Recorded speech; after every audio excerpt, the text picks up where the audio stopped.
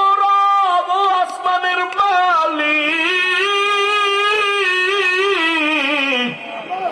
বিদায় বেলা আমার একটি দাবি, এত বড় বেঈমানের ঘরে থাকিও আমার ঘুম হয় না, খানা দেয় না, বিছানা দেয় না। তোমাকে পাওয়ার জন্য সব ছেড়ে দিয়েছি, আরামের বিছনা ছাড়লাম, খানা ছেড়ে দিলাম। ও আল্লাহ, তোমার কাছে বিদায় বেলা একটা দাবি, জান্নাতে তোমার পাশে একটা ঘর বানাইয়া দাও। আসিয়া কান্না করে এবার ফাঁসির মঞ্চে যাবে। আবার একবার তাকাইয়া আসিয়া হাসতেছে। ফেরাউন বলে, কান্না বন্ধ, হাসো কেন রে আসিয়া? আসিয়া কয়, আমি যা দেখি তুই তা দেখো না। ফেরাসাতের দরজা খোলা, নবুয়তের দরজা বন্ধ। এ আসিয়া কয়, আরে আমি যে মালিকের কাছে চাইছি, নগদ পেয়েছি। তাকাইয়া দেখতেছি জান্নাতের ঘরের ছবি, আর লক্ষ লক্ষ ফেরেশতা অপেক্ষা করে আমাকে, আমার রূহটা জান্নাতে নিবে, মালিকের সাথে মোলাকাত হবে।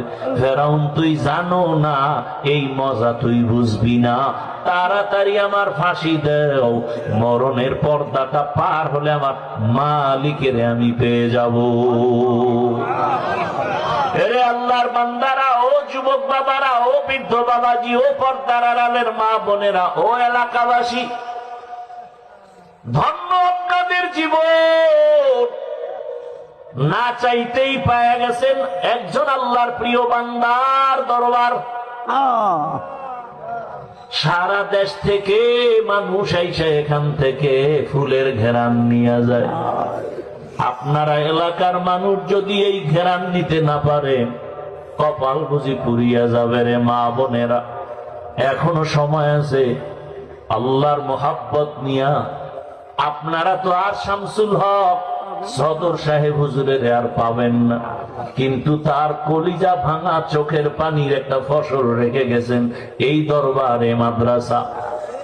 আল্লাহ রাখবেন, কলিজা দিয়ে ভালোবাসবেন, মোহাব্বতের নজরে খেদমত করবেন। আপনারা জানেননি বাংলাদেশের একটা উজানি নাম আছে, উজানি। উজানিতে আছে আর একজন বিখ্যাত আল্লাহর বান্দা, কারি ইব্রাহিম। আমি ওখানে লেখাপড়া করেছি, ওখানেও কিন্তু মাহফিল হয়। মাহফিলে হাজার হাজার হাজার মানুষ। মাদ্রাসায় প্রথম দিন খাওয়ায় না, এলাকার বাড়িওয়ালারা 500, 100, 200, 300